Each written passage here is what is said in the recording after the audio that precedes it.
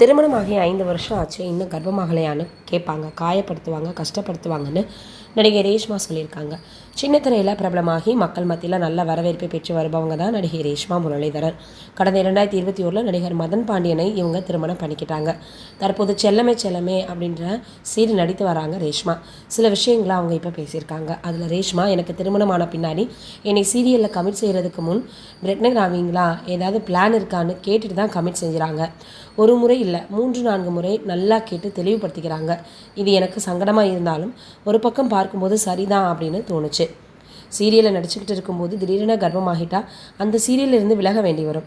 அது சீரியல் டீமுக்கு தான் பிரச்சனை அப்படின்றதுனால இப்படி கேட்குறாங்க அப்படின்னு ரேஷ்மா முரளிதரன் சொல்லியிருக்காங்க. பொதுவாக இது இவங்களுக்கு மட்டும் இல்லை, சாதாரண பார்த்தோன்னா ஒரு எளிமையான ஒரு பொண்ணாக இருந்தால் கூட, நடிகையாக இல்லாமல் செலிப்ரிட்டியாக இல்லாமல் எளிமையான பொண்ணாக இருந்தால் கூட இந்த உலகம் அப்படி தான் கேட்கும்.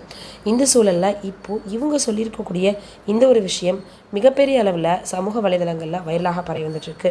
ஏன்னா ஒரு ப்ராஜெக்டில் கமிட் ஆகுறாங்க அப்படின்னு பார்க்கும்போது அவங்க எந்த அளவுக்கு பார்த்திங்கன்னா அதில் சின்சியராக இருக்காங்க, அவங்க கண்டினியூ பண்ணுவாங்களா.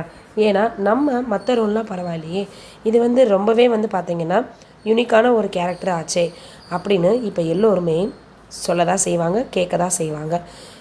இப்போ ரேஷ்மா முரளிதரன் அவர்கள் சொல்லியிருக்கக்கூடிய இந்த ஒரு விஷயம்தான் மிகப்பெரிய அளவில் சமூக வலைதளங்களில் வைரலாக பரவி வந்துட்டுருக்கு.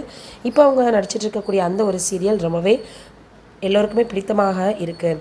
ஒரு 2 குழந்தைகளை வைத்து இவங்க பார்த்திங்கன்னா எப்படி ஒரு கணவர் இல்லாமல் அந்த ஒரு வாழ்க்கையை லீட் பண்ணி போகிறாங்க அப்படின்ற மாதிரி தான் சொல்லி வந்துட்டுருக்காங்க. பூவை பூச்சுடவா அப்படின்ற சீரியலில் இவங்க மிகப்பெரிய அளவில் நல்ல ஒரு வரவேற்பை பெற்றாங்க. இந்த சூழலில் இவங்களே இந்த ஒரு விஷயத்த சொல்லியிருக்கிறது சமூக வலைதளங்களில் ரொம்பவே வைரலாக பரவி வந்துட்டுருக்கு.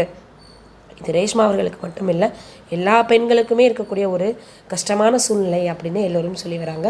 நீங்கள் என்ன நினைக்கிறீங்கன்னு கமெண்ட்டில் சொல்லுங்கள்.